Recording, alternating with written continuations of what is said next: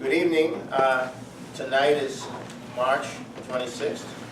We are entering the Easter period.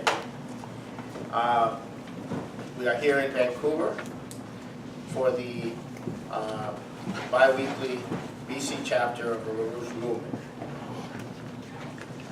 Okay, so tonight we have a very special part that I'm going to be discussing in the body of the discussion. I am writing an article for hopefully the Executive Intelligence Review, and the article is about the spiritual sickness of America. Curing the spiritual sickness of America. So tonight you're going to get a preview to some of the thoughts that I'm having, and some of those thoughts will probably develop into an article in the next couple of weeks. Now, the reason this is being considered is because we have this incredible situation developing in the world where the opportunity is there to bring the world to the most profound change in a positive sense in world history. We have the opportunity to do that, to finally establish a process that will liberate the human race from the brutal conditions of empire, oligarchy, the brutal satanic like conditions that have plagued humanity. We're coming to a point of profound change, which could not come at an earlier, at a more later time. It's coming now. And so I'm going to go into some of the aspects of that. And this situation is totally unique. It's the beginning of a new era of humanity, and we have a population in the U.S. especially, which is extremely ill mentally, and they're going to experience a radical change in their condition, and we have to use that radical change in the condition and address them with some kind of inspiration at the same time as to make them self-conscious of their mental illness. And I mean the large part of the population of the United States at this point, from a political standpoint, but even from other standpoints, is currently mentally ill. And that's part of what I'm going to be discussing later on. Now I want to start with what the Chinese are doing, because what the Chinese are doing is not really understood. It's huge. LaRouche is saying that they're going to go to the backside of the moon. And people go, what does that have to do with anything? And what LaRouche is saying is that when the Chinese go to the backside of the moon and they establish the ability to observe the solar system, the galaxy, and beyond from the backside of the moon, they're going to make discoveries about the universe, about the galaxy, about the solar system, that will have a revolutionary effect on the thought about all these matters, scientific issues. And that revolutionary effect will also have a revolutionary effect on the rate of scientific progress that is coming. And the Chinese are doing this as part of an open development. And what I mean by that is they're going for an open development. That is, they're not stopping here, they're not stopping there. They're going to take it this far, and then when they get that far, they're going to take it the next step, and they're going to take it the next step. And what that means from a scientific standpoint is not just the development of fusion power within this period ahead, but it means that the Chinese population and the population of those nations associated with China are going to be infused with a optimism about the future, and that includes Russia, because Russia is really participating in this now, and that includes the countries of Asia who are participating with the Chinese, and you cannot underestimate the effect that this is going to have spreading out of China. It's not just China. It'll affect India. It'll affect the Middle East potentially. And this revolutionary process may seem a long way off if you're looking at 5 to 10 years, but it's a very rapid revolutionary process. Now, if you read the British press, what is the British press saying about China right now? They're saying China's slowing down. They're having an economic meltdown. This is causing the head of the president of China, Xi Jinping, to go for a dictatorship because of the opposition that's growing against him inside China. That's the narrative coming from the British. And they talk about the party Congress that just finished in China, where Xi Jinping is going for absolute power. He's creating a personality cult, and so on and so forth.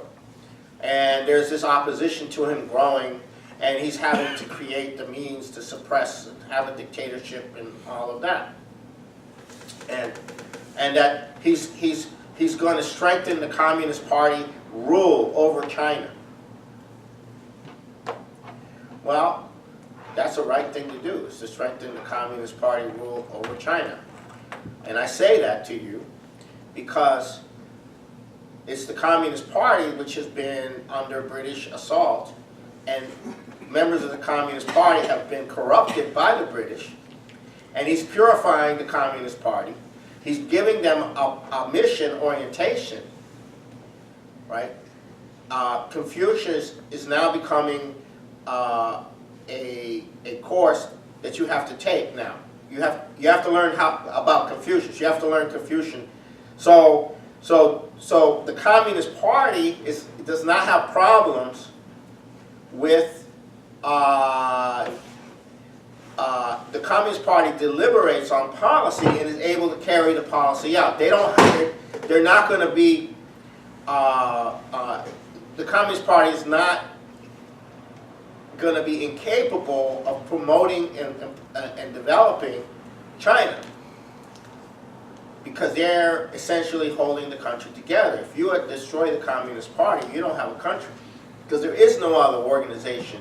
It is the organization of cadre which runs the policies, the politics of China.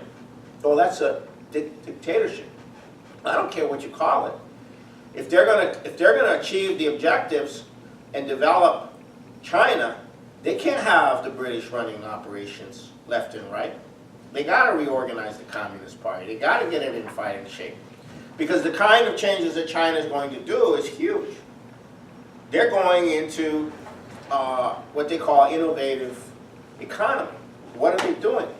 They're setting up a private commercial banking system for a whole new generation of entrepreneurs who are going to be very active as part of the shift from labor-intensive factories to actually much more creative, much more machine tool type, much smaller, much more entrepreneurial kind of things. So they're having, they're transforming China.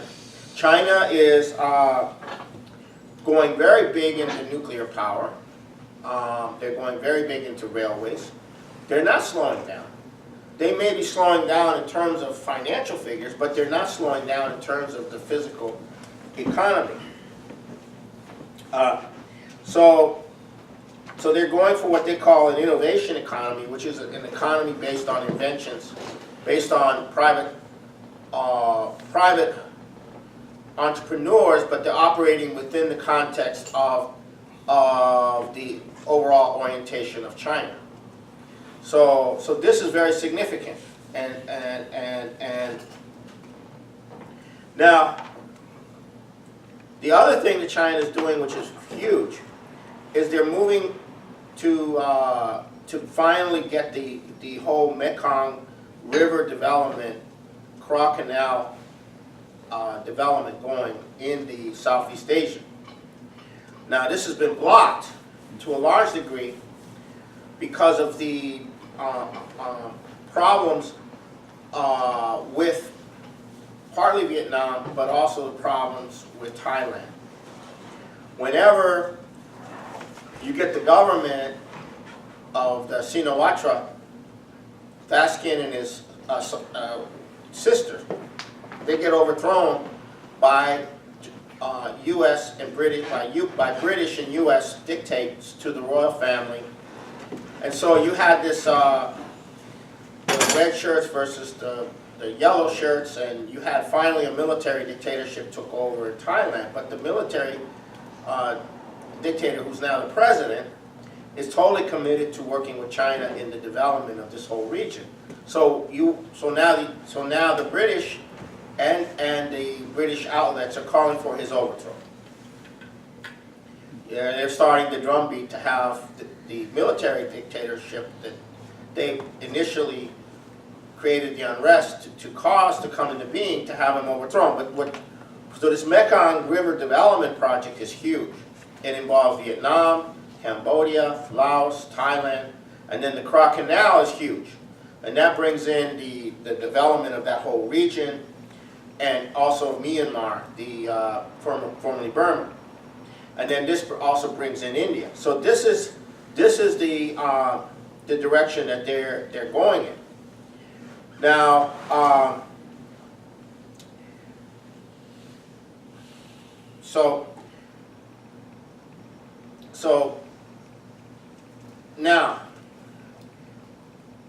but the big thing the Chinese have gone is they've gone to the Middle East, and they're laying out for all of these Middle Eastern countries a plan to bring the entire Middle East into transportation corridors and development corridors with respect to the New Silk Road. And last month, Xi Jinping went to Saudi Arabia, Turkey, and Iran with all of these perspectives and proposals. Now, this was translated into Chinese, and it is considered to be the conceptual overview of what the Chinese intend to do. And wherever we go among the Chinese, this is what they refer to as essentially the basis of the conceptual of the global development. One of our members, who's our leader in Sweden, who's originally from Iraq, Hussein Askari, translated this into Arabic. And he was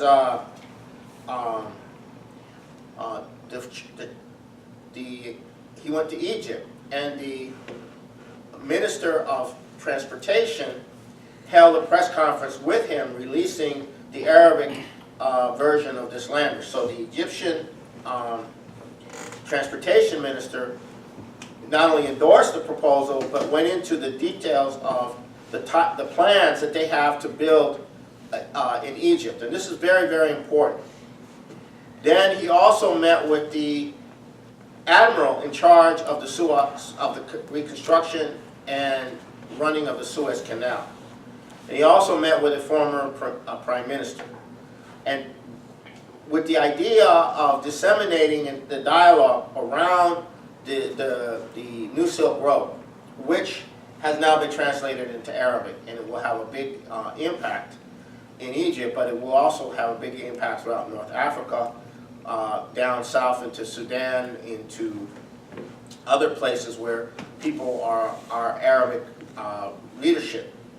So this is going to circulate in the Arab world in a very big way. Now, now we come to Russia.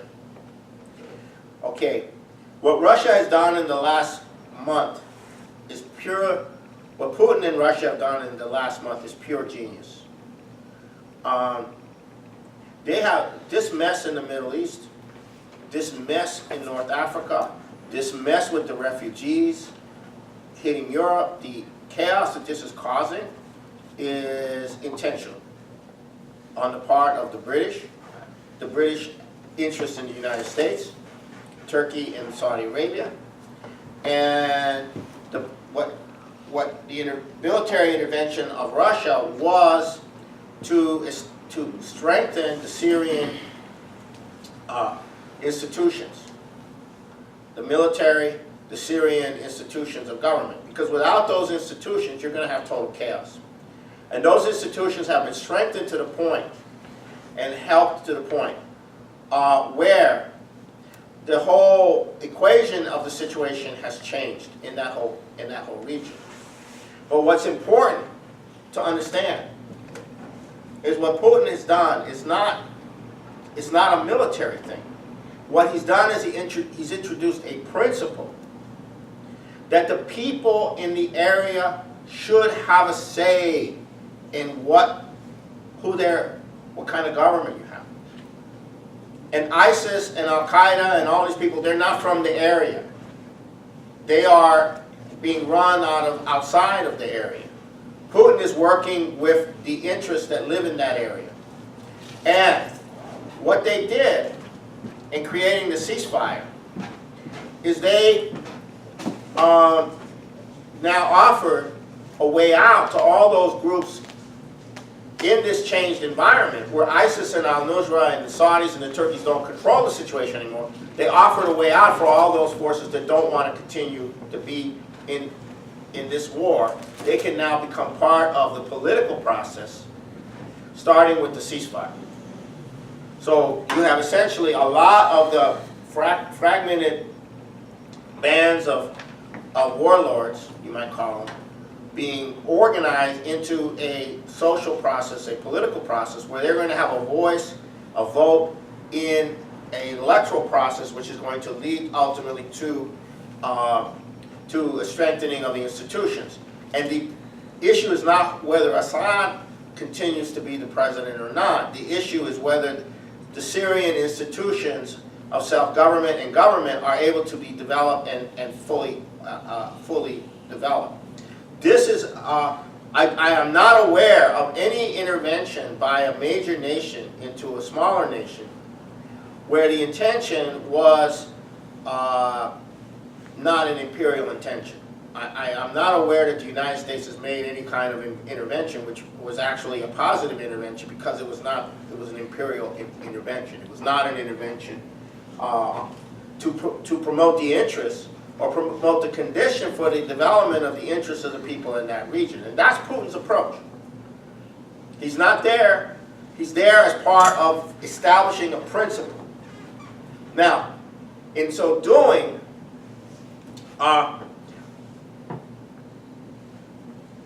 Putin's primary objective was to organize a faction of the United States. His primary objective was to organize elements in the United States who have not been happy with the policy of Obama, who have not been happy with the policy that supports ISIS and al-Nusra and all of that, and organize them, give them the space to distance themselves from Obama.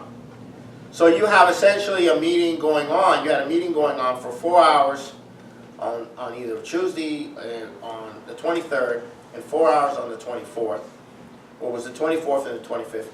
The first 4 hours was between Kerry and Lavrov. The other 4 hours on the next day was between Kerry, Lavrov, and Putin. And these meetings actually were serious meetings. They began to discuss where they had common interests and where they didn't have common interests. And it's not so much that they made an agreement here or an agreement there, but this process of discussing what is your interest, what is our interest, what's in the interest of both of us, is the first move towards having the United States and Russia have a discussion about what is in their interest. not have this disruptive, crap going on where they don't talk about things, where they don't discuss what's in their interest. So is it in the interest of the United States to be threatening to go to nuclear war with Russia? No, it's not. So you have, the communication process is beginning to be established between the State Department, between the Foreign Ministry of Russia, between Putin and elements in the United States, so that there's an actual process of discussion. So it's not mediated by an external disruptive element called the British, or the British aspect in the United States. Now, I'm going to read you something, or read you parts of something, which I took the captions from an interview. It was there were captions or subtitles from an interview with Lavrov that was done over a week ago. But I think it captures the spirit of the Russian orientation. And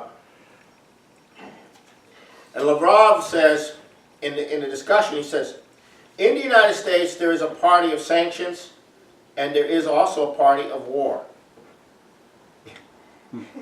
There's not a party of peace. There's a party of sanctions and a party of war. The commander of American troops in Europe, and what's his position? Breedlove. Yes, Breedlove. Breedlove. Although his name is Breedlove, he talks drivel, like the need to prepare for war and victory over Russia. He means it literally, not figuratively. So there's a party of war and a party of sanctions. Apparently, it is hard to go against one's nature when you are genetically conditioned that your country doesn't have to listen to anyone. Times change. I'm looking at this philosophically. Possibly, if you have a power not limited by anyone, this relaxes you, as well as corrupts, to a certain extent. But, I repeat, now the Americans are getting a feeling that they can no longer solve serious problems on their own. They can no longer control even the countries that have been their long-term allies, such as Turkey, for example, which is ignoring their demands regarding the Syrian settlement. Americans are cooperating with the Kurds in Syria, whereas Ankara named the Democratic Union Party, a partner and ally of the Americans, a terrorist organization. Furthermore, they fire at the Kurds from their own territory. We have several times pointed out to the Americans that this violates all agreements and resolutions. But they avert their eyes in confusion, saying, yes, we agree with you, but we need time to calm somebody or other down. So not everything is under Washington's control. And such a cowboy approach, of course, will soon become a thing of the past. But the process is painful, and it will take some time. We will treat this with understanding, and we'll be waiting until the new reality is established in the heads of Washington politicians. In the meantime, we will continue to interact where it serves our interests, and naturally will respond firmly to any unfriendly action towards us. Now, I think that captures, for me, in somewhat understated diplomatic language, the orientation that Russia has towards the United States, which is we're going to have to work with the United States. So we have to recruit the United States. And certain things have to change inside the heads of people in the United States. But we're going to be understanding, we're going to be patient, but we're going to be firm. So this is, more than anything else, a educational process that's being brought upon the United States in the realm of strategic policy.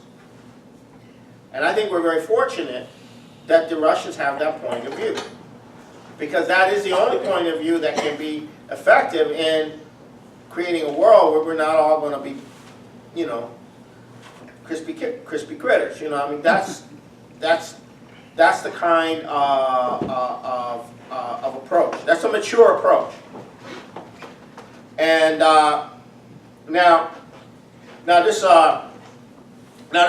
this Belgium, this Brussels event, a couple hundred people died. I don't know the details of who did what or which guy got away and who didn't get away and how long they've been following them and all the various things that are going on. But our organization, our small organization in Belgium, was extensively quoted in Sputnik. And the Russians' spokeswoman, she and others, including the vice, I guess you could call him the number 2 guy at the defense ministry, Antonov. They both said, look, you need to work with us to deal with this. In other words, if you want to really deal with this terrorist stuff, you got to work with us. Because the British aren't, you know, they don't say the British, but the British and their allies aren't going to deal with it. They're the ones running it. That's implied, but they don't say that. But why do you need to work with Russia? Because they're not with the British. They're not with the Saudis. They're not running the terror. They're not using the threat of mass refugees to hold Europe hostage, which is what Turkey's doing. You got to work with us. That's the same thing to be saying. You know, we will help you deal with the terrorist problem. We are showing you in Syria that we are helping them deal with the terrorist problem. We can help you deal with the terrorist problem. That's the right approach. Now, so coming out of this meeting, coming out of these meetings on Wednesday and Thursday, you have this process that I was describing. Now the British are freaking out because the more that there is this diplomatic process going on with Russia, between Russia and the United States, the more that Obama becomes isolated, the more that you have the potential to open more room against the operations that are being run by the British. The more room you have to expose the involvement of Turkey and Saudi Arabia in the terrorist operations, and thereby discredit them even more so. Now, on Wednesday, we had a seminar in Frankfurt, and again, this was on the New Silk Road. And when Helga was in India earlier this month at the Raisina summit, which was quite a mixed bag, she was on the first major panel, and she made her address the issue of the New Silk Road in the Middle East as a way of dealing with this crisis, to give these people, to give whatever forces in that region an alternative to permanent war, a future of development, not permanent war. So she followed up with they followed up with a conference in Frankfurt, and so you had Hussein Askari there. You had the General Counsel of the Democratic Republic of Ethiopia, and you had 3 Italians who were part of the Transaqua project, Transaqua program for Africa, which is the development of the whole Lake Chad region. It's the water development, it's to refill the lake, it's to launch the deforestation, it's the Transaqua project for Central Africa and North is very crucial for the future of Africa. And so they spoke. And at the same time that we were having this conference in Frankfurt, another conference on the Arab New Silk Road was being held in Yemen. As the Saudis were bombing the area, they were having a conference in Yemen. So that's like in your face. Yeah, so they were having a conference in Yemen. So and so so now you have 450 million people in this whole region. And Syria is in the center of it. And this Ethiopian Consul General said that Ethiopia itself has 800 refugees from South Sudan, Somalia, Eritrea, taken in, and fact that nobody in Europe talks about Ethiopia. And how they're going to industrialize Ethiopia, and they will be transformed from a primary products export to a nation with high-value production and infrastructure, in cooperation with Russia, China, India, and Brazil in rail projects as well. So the Ethiopian General Council presented an Ethiopian orientation for development. So there's a lot of freakouts going on by the British, and they are going on the offensive, which I'll get into in a bit, in Latin America. Now we come to the other aspect of this, which needs to be discussed, which is we were saying going into the new year in January that the financial system was on a critical situation. A lot of the bankers were warning, everybody was warning. And what was going on at that time was a dialogue among the financial crowd, transatlantic financial crowd, that they could not continue doing bailouts. They would have to find a way to bring the interest rates up a little bit, and somehow dry out a lot of the financial stuff. And that now's the time to set up for the bail-in. That is, set up for conversion of some of the bank liabilities into stock to recapitalize these banks.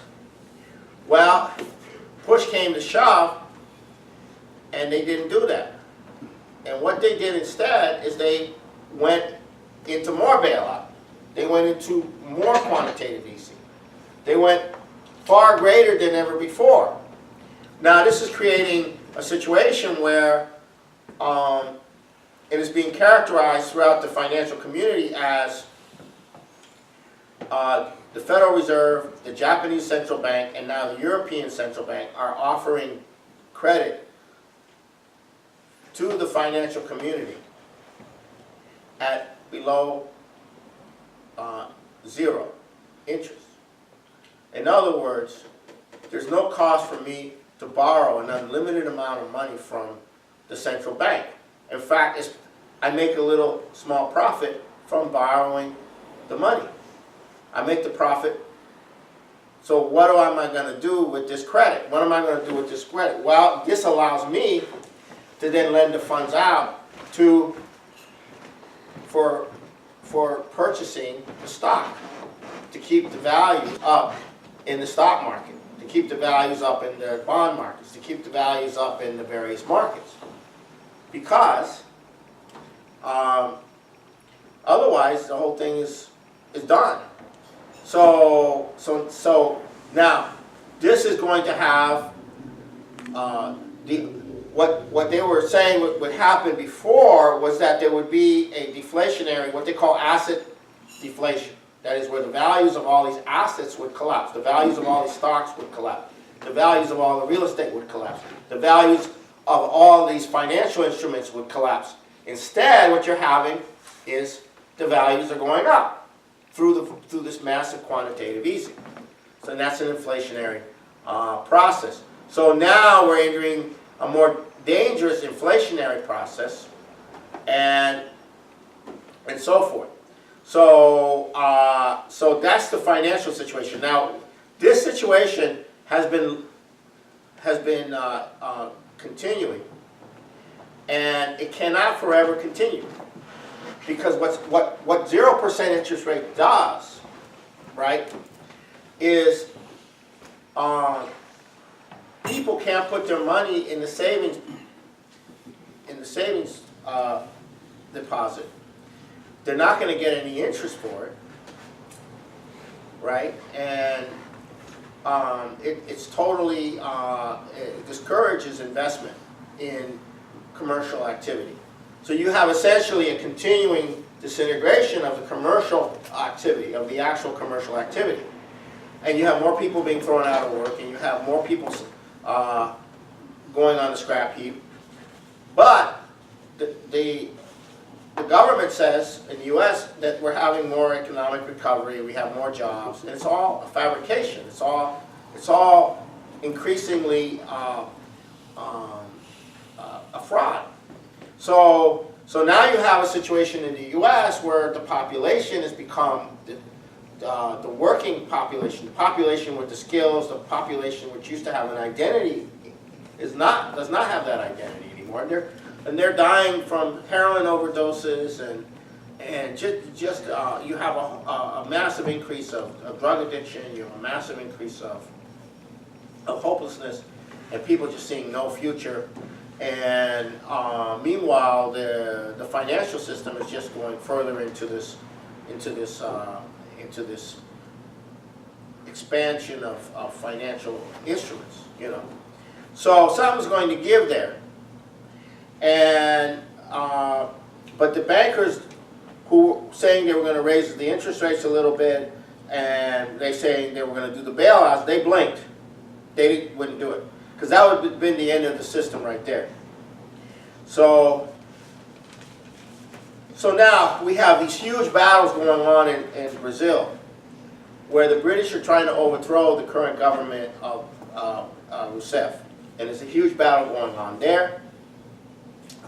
There's a battle in Argentina where the current government is trying to put Cristina Kirchner and the political process into prison and establish a dictatorship, crushing the trade unions, crushing the resistance to the policies that are now coming down.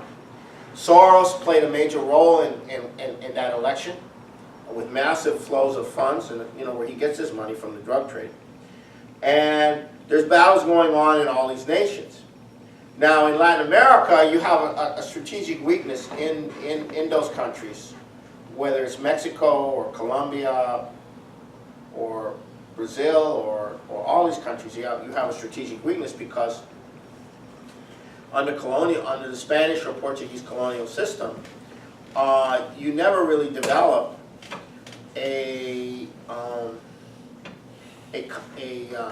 what do they call it?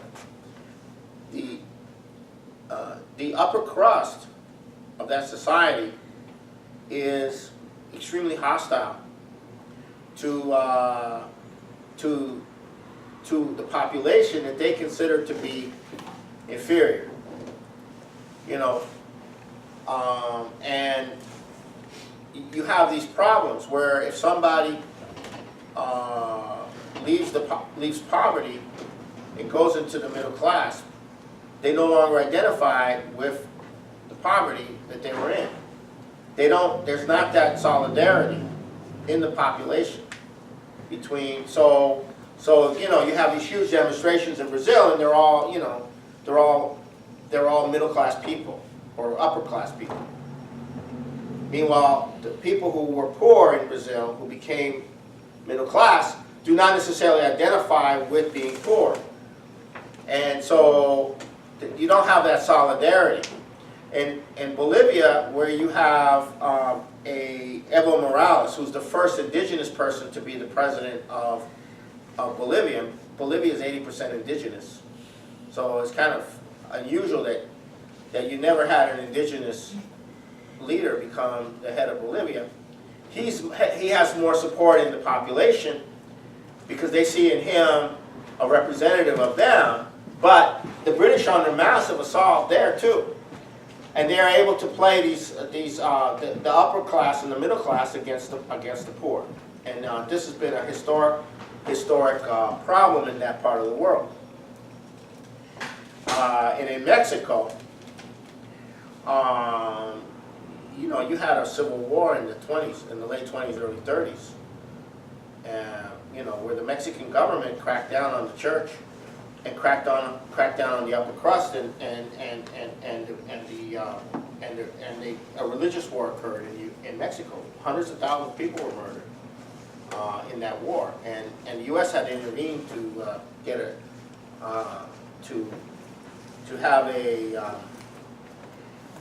get them to negotiate a peace between the two factions, and that was in Mexico. Okay, that's not far away. So you have these social problems left over from the colonial period that has not been resolved, and now I'm going to come to the U.S. situation. Okay, we have the four candidates have emerged basically. You have this Trump character, and he's managed to galvanize support among the people who have been disenfranchised. These are people who gave up on both parties. These are people who gave up on the system. These are people who pretty much react to Trump from the standpoint of their rage at the party system, at what's going on. Okay? And then now you have the Bush crowd and all of the Republicans now regrouping around Ted Cruz, who they're now going to try to put forward as the guy who could stop Trump, unify around Ted Cruz. Now, the Cruzes are not friends of the Bushes. So the Bushes are coming in, and the Bushes have the Nazi apparatus. They have this vast apparatus, and so now they're combining with the evangelicals, or some of the evangelicals who are behind Cruz. So and this character, Cruz, is not a good person. His character is a very nasty character, and he's vicious. So you have that thing coming at you. Then you have the Trump thing coming at you. And then you have Hillary, her campaign is entwined completely with Obama. So it's a one package deal. Obama and her, they're like she's backing Obama, Obama's backing her, and she's the anointed one for the Democratic Party. And she is a killer. I mean, she's exhibiting all the features of Obama. And then you have Bernie Sanders, who's galvanizing this left progressive thing, and also young people. And he's got this huge thing going among those layers. And you now have the whole Trump thing, and Trump is FBI, now being set up to be played against the socialists, the anarchists, the Black Lives Matter. All of these Soros-funded operations are being set up now to go into more violent modes.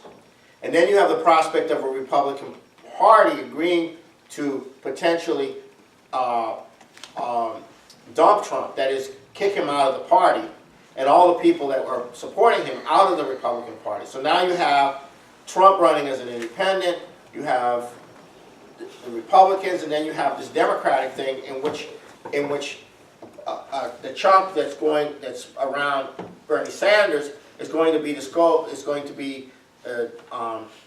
disposed to get into a physical confrontation, increasing physical confrontations, or elements within them, and increasing physical confrontations with the elements around Trump. And that's possible because the FBI is running it. The Federal Bureau of Investigation is running both those angles. And so we have a very, Bernie Sanders' solution, is to have full employment doing solar and windmills. Yeah, pass that around. And that's his full employment program, which is not exactly, yeah, go ahead, just pass it around. Yeah, and it's not exactly going to work. But it's not even a question of whether he's going to get in. It's not even a question of whether any of these people are going to get in. Because right now, Obama's the president, the financial system is coming down now, the crisis is now, and the problem with these campaigns is that they do not challenge what Obama, they don't really challenge Obama at all. If anything, they make him look a little bit better than what, so it's having a very negative effect on the population. I have run into many, many people who just say, this whole thing is a travesty. The whole thing is a travesty. It's disgusting. So you have this situation. Now, none of this really makes any sense unless you go into the role of the FBI since its inception in the early part of the 20th century. The effect of Bertrand Russell also. But tonight I'm going to go into the anatomy of the kind of diseases that currently afflict the American population and where they come from. And so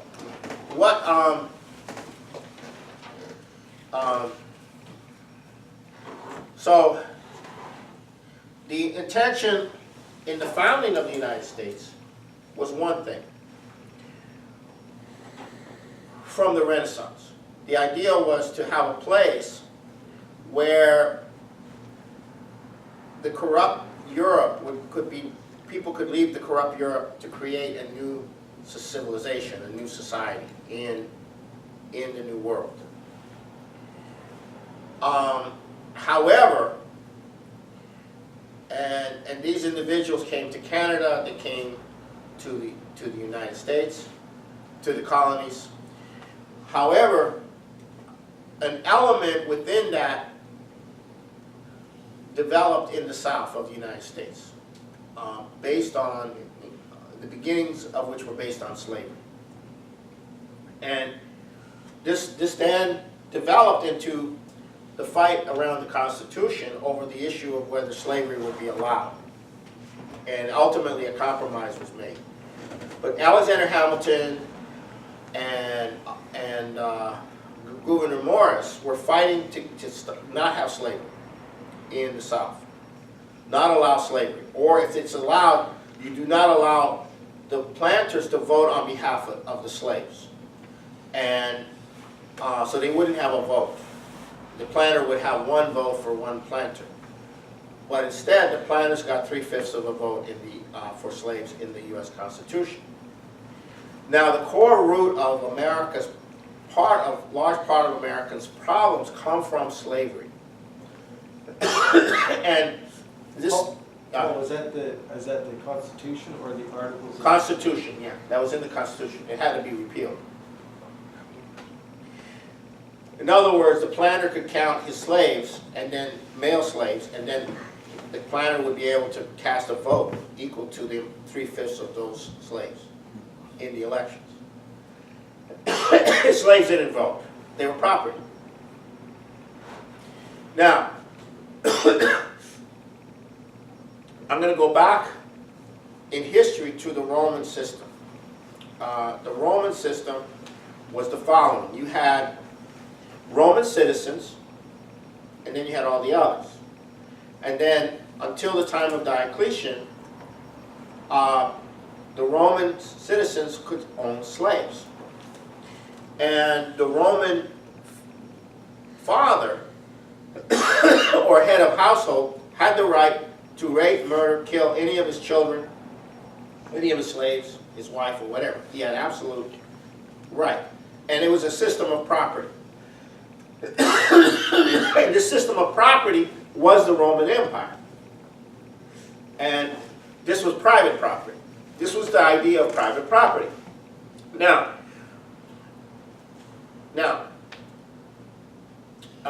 so you're in the South, and you have a system of property. And when Jefferson came to write the Declaration of Independence, he put forward the idea of life, liberty, and property. And this goes back to the founder of the slave system in the United States, in the colonies. His name, believe it or not, is John Locke. The great philosopher John Locke was the founder of the slave system. Now, what this does to people is, if you have property, you are, in other words, what this does is, if you have no property, you are nothing. It's the opposite of Corinthians, where you say, if you have not love, you are nothing. It's the opposite. If you have not property, you are nothing. And from the early childhood, your entire existence, your entire life is based upon, will I get property? Will I have property? And that property belongs to me. It doesn't belong to the nation. It doesn't belong to the state. There is no concept of that.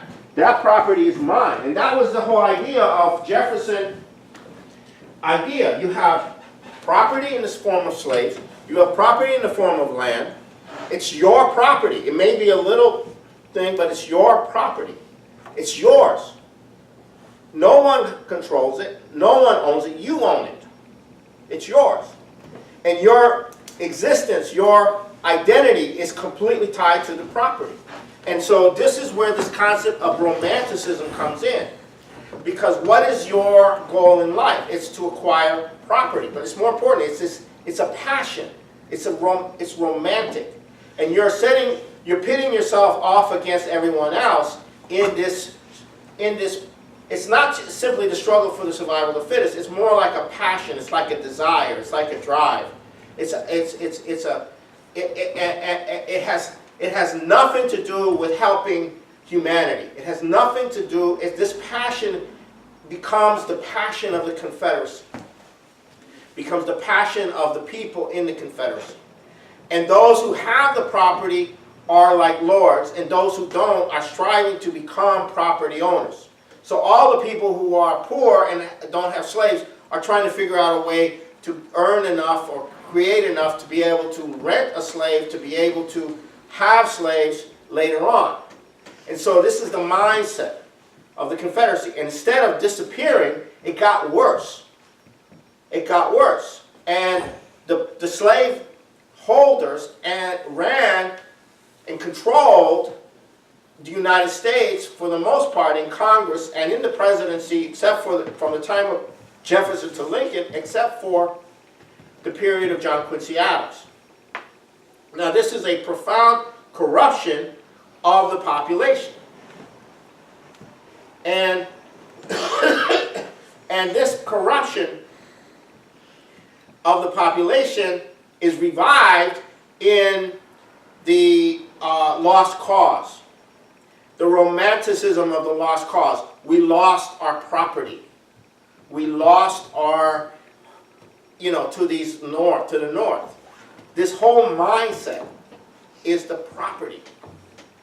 It's mine. It's, anyhow,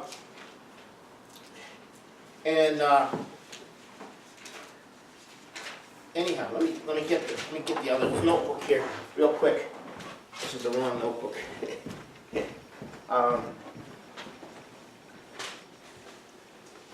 I think this is the right notebook here, yeah. And so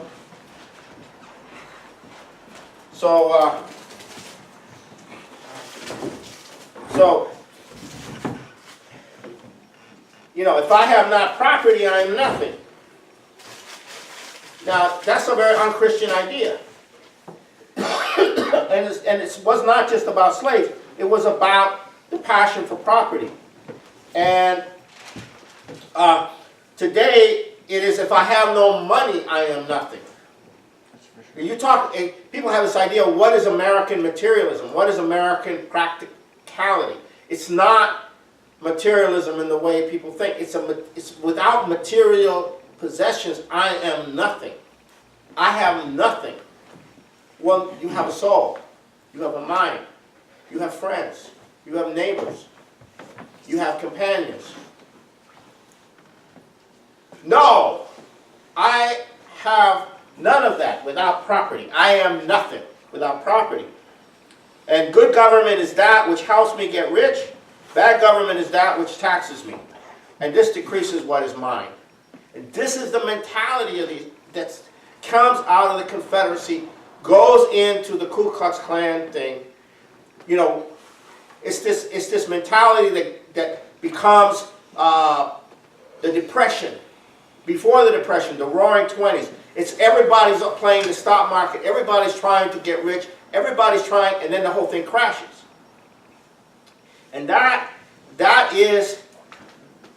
comes out of the slave system. It's not in the Puritans, per se.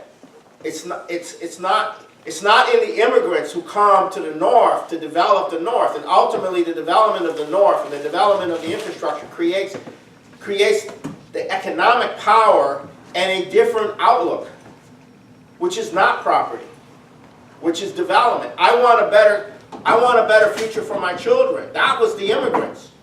It wasn't property. I want to create a better future for my children and give them opportunities that they did not have when I was in Europe, when I was, or fleeing the potato famine, or if the Germans come over.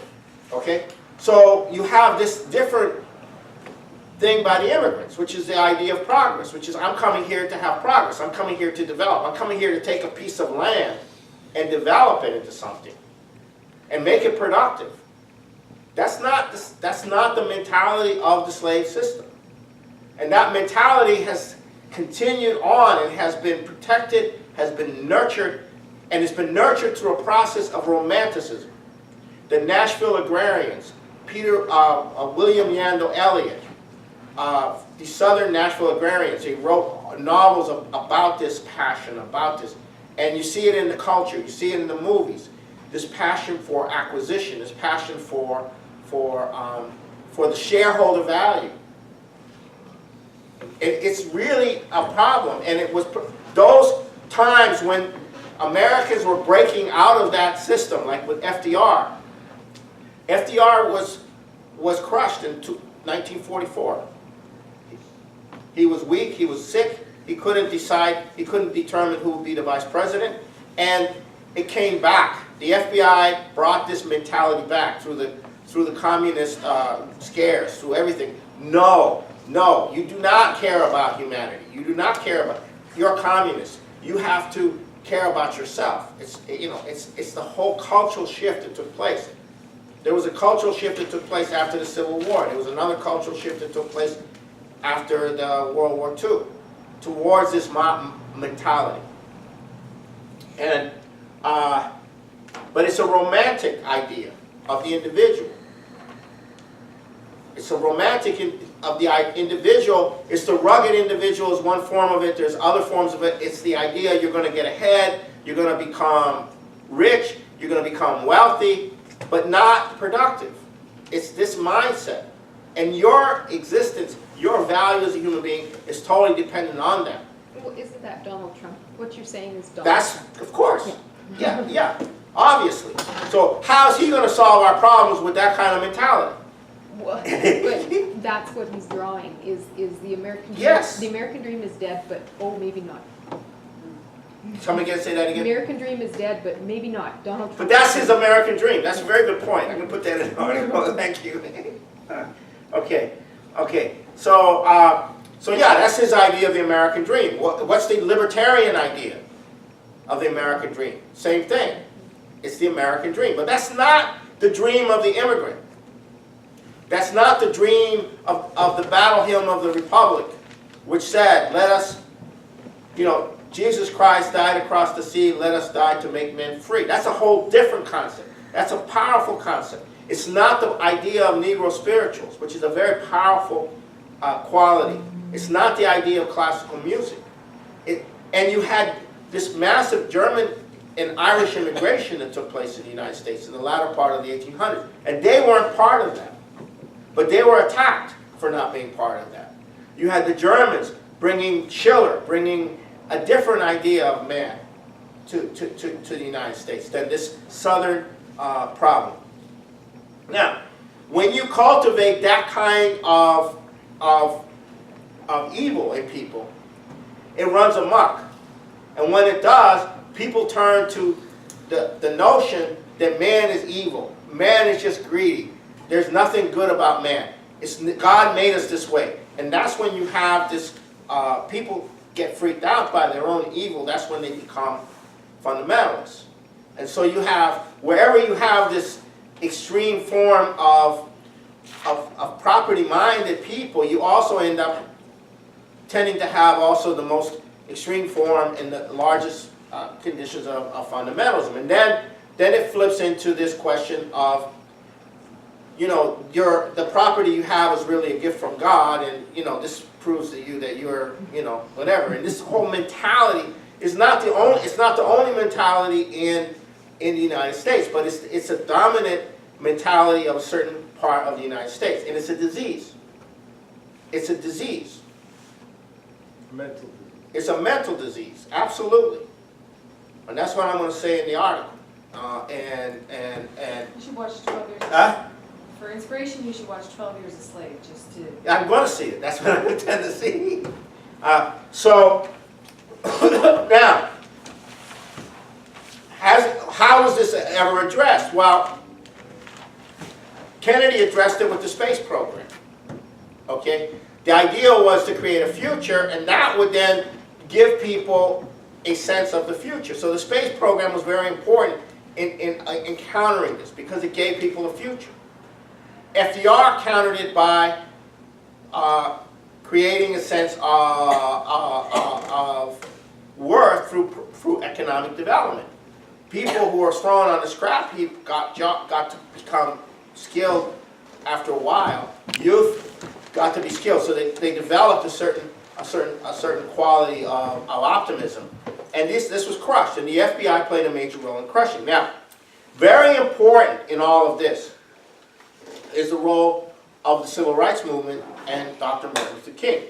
I am firmly of the opinion that Dr. Martin Luther King had a very clear sense of this disease, and he was attacking this disease. And he was creating in the black community a passion for a moral concept of man. And this resistance, this idea of a moral, he followed Mahatma Gandhi, but this idea of a moral passion for resisting these abuses was causing an educational transformation in the white population, because these people were exhibiting a moral quality. They were not violent. They were not being greedy. They were not being slaves. They were not being serfs. They were showing this moral quality, and it had an incredible effect. Of course, they freaked out, but it had a very incredible effect in creating a moral sense. And then came the Vietnam War, which King was one of the first major leaders to actually name it for what it was, a colonial, oppressive colonial war on behalf of, you know, the same interest. And the FBI decided to counter King by creating the Black Power movement. What was the Black Power movement? Rise Up. And they circulated the book Wretched of the Earth by Frantz Fanon, which is about purgative violence, liberation through violence. And then you had the New Left being created, which led to the Weathermen, which is just violent. You know, violence against this so-called evil. So today, you have a legacy of that. So on the one hand, you have this mental illness in the population over material, over property, a hatred of humanity, a total inability to conceive of the general welfare. And it's gotten worse. You have the Rush Limbaughs and all of this going on for quite some time, playing on this. And there's a certain romantic madness, a romantic passion. I'm going to get mine. I'm going to get mine. It's almost violent, you know, kind of quality. And then you have the whole game being played. Oh, these are dead white European males caused all this problem. See, there never was anything good about America. It was all bad. It was all this. And so you have that reaction. So you have you have essentially a population which is getting ready for violent clashes in the coming future. That was the message in the movie The Patriot with Mel Gibson, is what you just said. That there was nothing different about the American Revolution. Right. It was just them oppressing us, that's all, you know. So you have essentially, this is the whole issue of this coming to a head now. Because unless you can introduce something that is outside of that, now this collapse is the opportunity to change people. Just like the 1930s was the opportunity to change people back then. And so we need to use that collapse to change people, to wake them up to a deeper appreciation of their humanity. And that's what I'm hoping to try to get across, or I don't know if I'm going to be able to get it across, but that's what I'm going to try to hope to get across in this arrangement. So you're going to be writing an article regarding this problem or social Right. disease, as you call it. What is your suggestion or your what would be the solution you were going to suggest for this? For people to see this, for the people who are not completely possessed of this, to see how this works. Yeah, but if you have an opportunity like that, you would have to put forward. Right. We're putting forward the space program. We're putting forward a number of different things, as a revival of the space program is one of them. And getting across this idea of what the Chinese are doing, getting across the idea of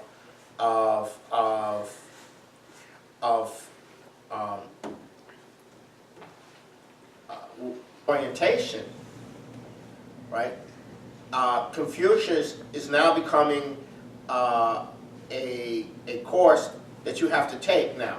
You have to learn about Confucius. You have to learn Confucian. So the Communist Party does not have problems with the Communist Party deliberates on policy and is able to carry the policy out. They're not going to be. The Communist Party is not going to be incapable of promoting and developing China, because they're essentially holding the country together. If you destroy the Communist Party, you don't have a country, because there is no other organization. It is the organization of cadre which runs the policies, the politics of China. Well, that's a dictatorship. I don't care what you call it. If they're gonna achieve the objectives and develop China, they can't have the British running operations left and right. They got to reorganize the Communist Party. They got to get it in fighting shape, because the kind of changes that China is going to do is huge. They're going into what they call innovative economy. What are they doing?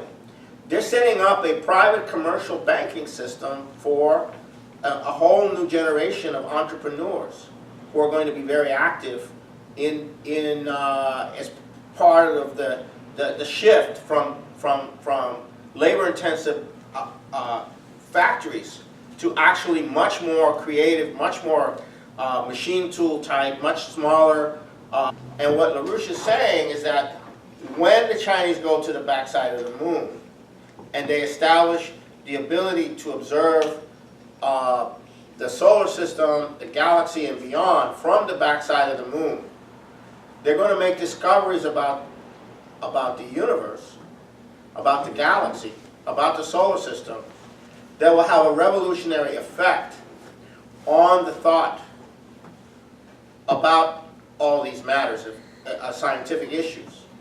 And that revolutionary effect will also have a revolutionary effect on the rate of scientific progress that is coming. And the Chinese are doing this as part of an open development. And what I mean by that is they're going for an open development.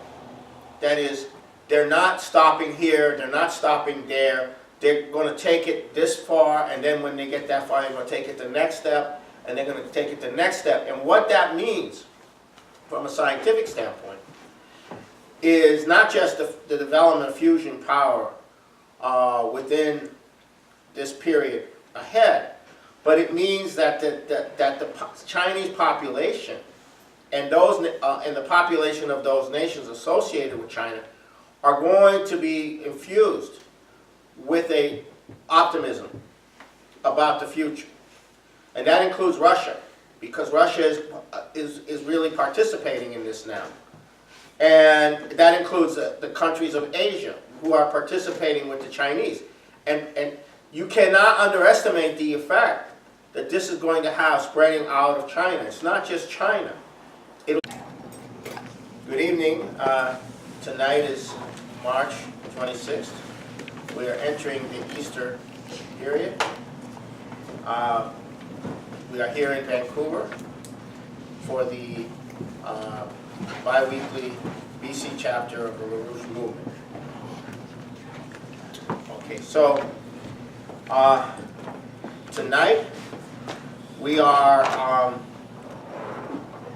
a very special part that I'm going to be discussing in the body of the discussion. I am writing an article for hopefully the Executive Intelligence Review, and the article is about the spiritual sickness of America, curing the spiritual sickness of America. So tonight you're going to get a preview to some of the thoughts that I'm having, and some of those thoughts will probably develop into an article in the next couple of weeks. Now, the reason this is being considered is because we have this incredible situation developing in the world where the opportunity is there to bring the world to the most profound change in a positive sense in world history. We have the opportunity to do that, to finally establish a process that will liberate the human race from the brutal conditions and will affect India. It'll affect the Middle East potentially. And this revolutionary process may seem a long way off if you're looking at 5 to 10 years, but it's a very rapid revolutionary process. Now, if you read the British press, what is the British press saying about China right now? They're saying China's slowing down. They're having an economic meltdown. This is causing the head of China, the president of China, Xi Jinping, to go for a dictatorship because of the opposition that's growing against him inside China. That's the narrative coming from the British. And they talk about the party Congress that just finished in China, where Xi Jinping is going for absolute power. He's creating a personality cult, and so on and so forth. And there's this opposition to him growing, and he's having to create the means to suppress and have a dictatorship and all of that. And that he's going to strengthen the Communist Party rule over China. Well, that's the right thing to do, is to strengthen the Communist Party rule over China. And I say that to you because it's the Communist Party which has been under British assault, and members of the Communist Party have been corrupted by the British, and he's purifying the Communist Party. He's giving them a mission of higher oligarchy, the brutal satanic-like conditions that have plagued humanity. We're coming to a point of profound change, which could not come at an earlier, at a more later time. It's coming now. And so I'm going to go into some of the aspects of that. And this situation is totally unique. It's the beginning of a new era of humanity. And we have a population in the US especially, which is extremely ill mentally. And they're going to experience a radical change in their condition. And we have to use that radical change in the condition and address them with some kind of inspiration at the same time as to make them self-conscious of their mental illness. And I mean the large part of the population of the United States at this point, from a political standpoint, but even from other standpoints, is currently mentally ill.